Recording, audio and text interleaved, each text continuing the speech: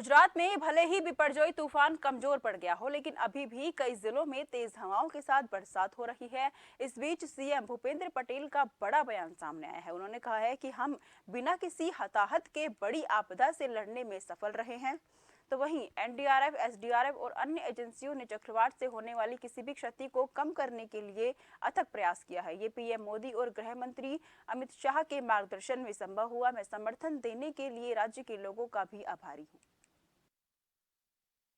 गुजरात पर આવી પડેલી બિપરજોય દરિયાઈ વાવાઝોડાની આફતનો આપણે સૌએ સામૂહિક તાકાતથી મક્કમતાપૂર્વક સામનો કર્યો છે। ગુજરાતની ખમીરવંતી જનતાએ ફરી એકવાર પોતાની હિંમત બતાવી છે। આ ક્ષણે હું ગુજરાતની જનતાની સાથે સાથે તમામ સ્વૈચ્છિક સંગઠનો, વહીવટી તંત્રના તમામ અધિકારીઓ, કર્મચારીઓ, એનડીઆરએફ, એસચાવ રાહતની તૈયારીઓ સાથે સંકળાયેલા સૌનો આભાર માનું છું।